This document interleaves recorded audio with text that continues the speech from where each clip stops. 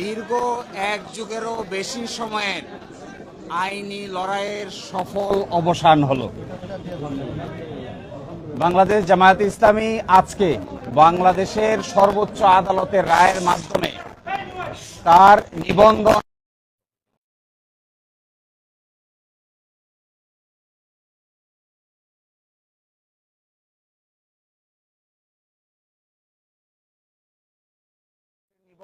কেড়ে নেওয়া হয়েছিল। আজকের এই রায়ের মাধ্যমে বহুদলীয় গণতান্ত্রিক এবং অংশগ্রহণমূলক সংসদ প্রাপ্তি নিশ্চিত হলো। আমরা আশা করি এই রায়ের পরে বাংলাদেশে সঠিক নির্বাচনের মাধ্যমে প্রাণবন্ত সংসদ গঠিত হবে।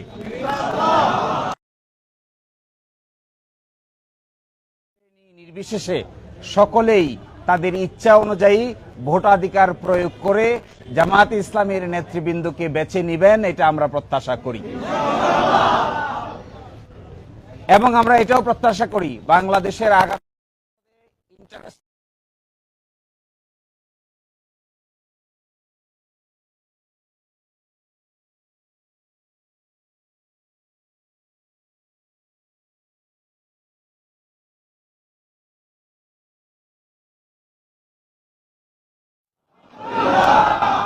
এবং ইলেকশন কমিশনকে নির্দেশনা দিয়েছেন বাংলাদেশ ইসলামীর রেজিস্ট্রেশন এবং অন্য যে সকল ইস্যু ইলেকশন কমিশনের সামনে আছে বা আসবে সেগুলো যেন দ্রুতই নিষ্পত্তি করেন।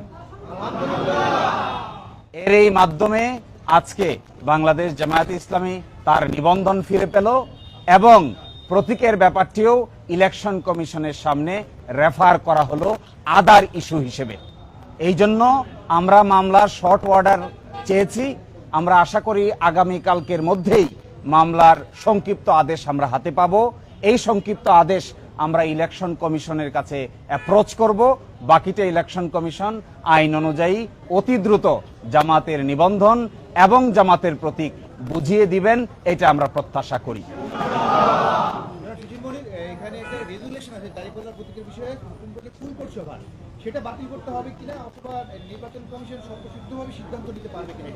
যে আজকে যে ডাইরেকশন দিয়েছেন আপিল বিভাগ, সেই ডাইরেকশনের জামায়াতের রেজিস্ট্রেশন এবং অন্য তাহলে যেন ইলেকশন কমিশন এটা ডিসপোজ করে। এই অন্য ইস্যু বলতে আমরা বোঝাচ্ছি এটি হলো প্রতীক সংক্রান্ত ইস্যু। আমরা আশা করি ইলেকশন কমিশন নিবন্ধনের ইস্যু নিষ্পত্তি করবেন, একই সাথে অন্য ইস্যু হিসেবে দাঁড়িপাল্লা প্রতীকের ব্যাপারটিও নিষ্পত্তি করবেন।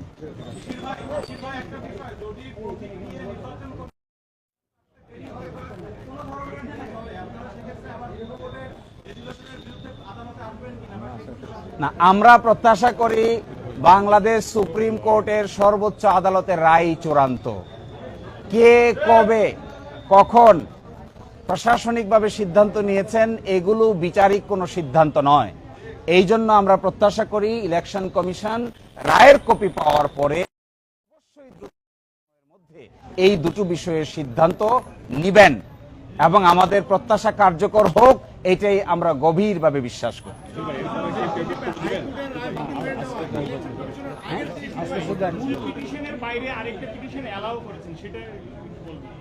জি, মূল পিটিশনের বাইরে আরেকটি পিটিশন যে অ্যালাউ করেছেন এটা ওইটার সঙ্গে কানেক্টেড, ওটা আজকের কোনো বড় ইস্যু নয়, সেই জন্য এটা এখানে উল্লেখ করা না করার মধ্যে কোনো পার্থক্য নাই। না, এটা জামায়াত ইসলামের পক্ষ থেকে বিবৃতি দেওয়া হবে সময় মতো। আপাতত এখানে কেউ অ্যাড্রেস করছেন না। আপনাদের সবাইকে অসংখ্য ধন্যবাদ ধৈর্য ধারণ করে এখানে কষ্ট করে সময় দেওয়ার জন্য।